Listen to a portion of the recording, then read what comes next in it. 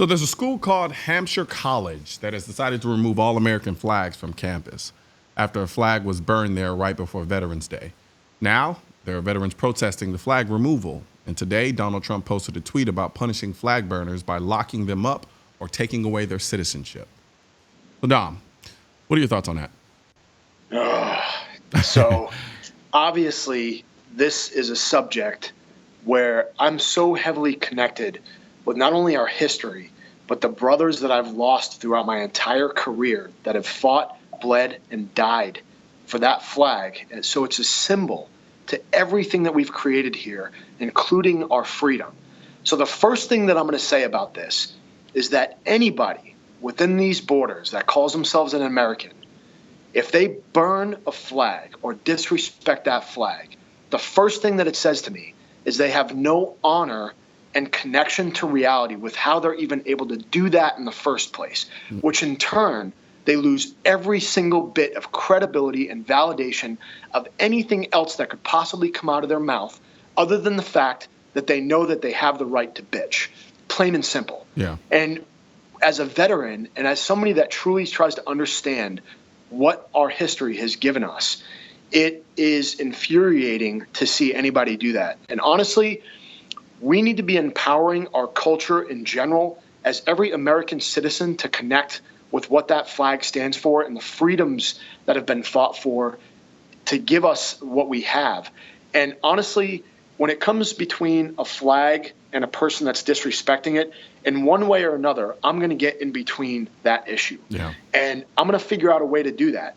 I might not say that I'm going to be forceful. It may be with words. It may be whatever means necessary. As a patriot, I cannot allow somebody to do that. And I believe it's written in a code that exists that says you're not allowed to deface the flag in any way, shape, or form.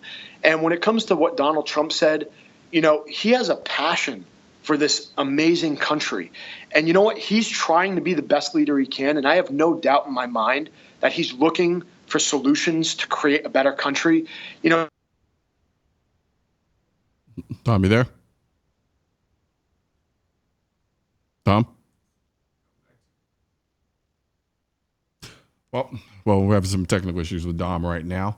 But just to follow along on his sentiment, you know, the whole idea of burning flags, it drives me insane, to be honest.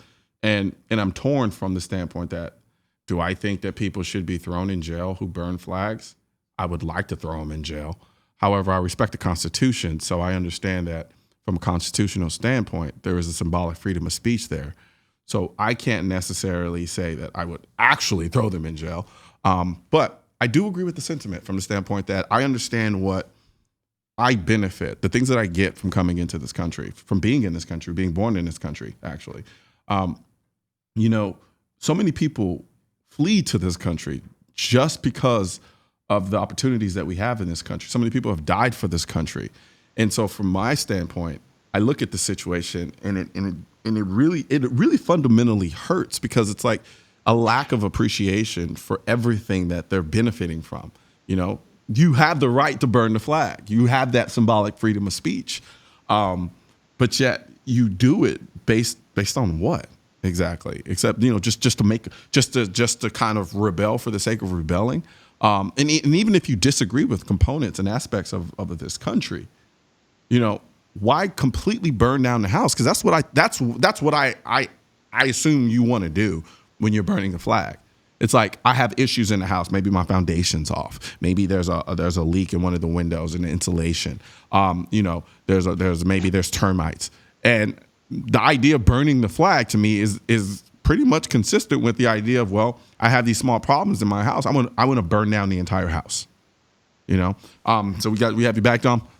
Yeah, technical difficulties. So I'm not sure where I cut off in that point, but at the end of the day, the main point that we need to get across is that anybody that considers themselves an American, if they would disrespect the very symbol that gave them the right to do that, shows the ignorance behind how they're able to have the freedom of speech that they have.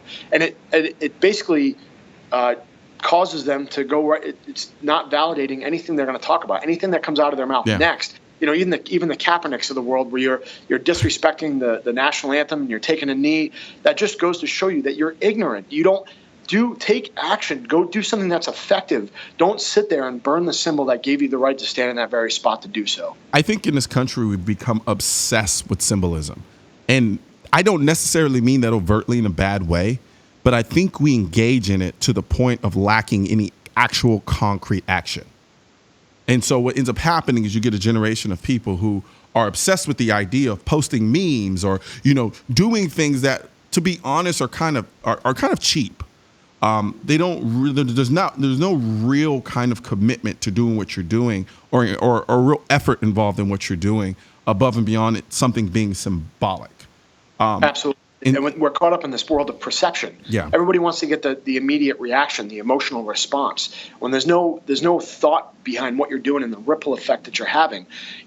The kid that I posted about, he stood out at the national anthem, was the only one to go out there on the field and do that. The guys that are stepping up and doing the right thing, the guys that are saying something when they see the flag being burned, all those guys are the guys that I'm going to be standing behind to the day that I die, because that's what I believe in and that's the right thing to do. People are so caught up in rebelling against a fundamental and ideology that has given them the right to do that. Yeah. And they're missing. That is the irony behind it. I didn't mean to cut you off, but you're right. It's this whole notion that, I'm going to go against this very idea that allows me or grants me the ability to do what I'm doing in the first place. It's almost comical to a degree. And I look and I sit back and I watch and I look at all of all of the different complaints that different people have in this country. I think one thing we always forget is we are a melting pot in this country. We are so diverse. It's almost to a fault, right? Just from the standpoint that it's like we all have our different backgrounds, we have our different cultures, our different makeups, and so it's tough. It's something that is going to be hard to live together. It's like getting married, because I know everything about getting married, right? But I love that. Yeah. I love that about this country. Exactly. If you're willing to work hard and step up and stand shoulder to shoulder to fight for freedom and fight for those that can't, that is the best part about this nation, is that I don't care who you are. It doesn't matter. If you're willing to have that mindset of fighting for freedom, then you're in, right? You're an American. And that's the greatest part about this country, and that people need to put that first. I always talk about the warrior ethos, and that is distilled down to honor. When you truly honor your past and how we're able to get to this point, then you truly start connecting why taking the actions every single day and taking advantage of the time that we have here. And what we're fighting for and the freedom that we have is just something that is tough to convey unless you actually go out there and fight for it. I always say freedom has a different flavor for those that fight for it. But there's so many different ways that you can fight for that freedom that we have here. That doesn't mean just going overseas. You fight for freedom every single day. You wake up and you say, what can I do to educate people, not only on the Second Amendment, but just to be a great American and be a great human being, right? If we're all doing that and we're all on the same page, we're going to be better for it. Yeah, I think as far as I'm concerned, we're all different enough without us trying to completely divide us even more with other arbitrary reasons. I do think there are a myriad of elements in this country. There are those people on the side who gain and benefit from the division, and then there are a whole host of other people in this country where we sit back and we're like, I understand that you and I are different. Hell, you and I. We understand our different backgrounds, our different cultures, all of those things. But the one thing that unifies us is this country. That is the overarching thing that unifies you and I, is our love for this country and the opportunities we've had in this country. You got to do what you do for this country because of this country. And the same goes for me and a whole host of other people out there. And yet you and I can have and engage in conversations and talk about our differences to the point where you have a perspective that you may not have had, and I get to develop a perspective that I didn't have, which allows us to live cohesively. And we're letting people kind of grow in this culture that is run by Twitter, Facebook, and the world of perception. Uh-huh. And it's kind of unfortunate because they think there's something that they're not. And if I've talked to celebrities before, and literally they've sat there to my face and be like, if anybody wanted to take my freedom away, I'd go and hunt every bad guy that would ever threaten that. Yeah. I'm like, well, you're not a liberal. And they're like, no, I am. I'm like, no, you're not. That's not what a liberal is. Yeah.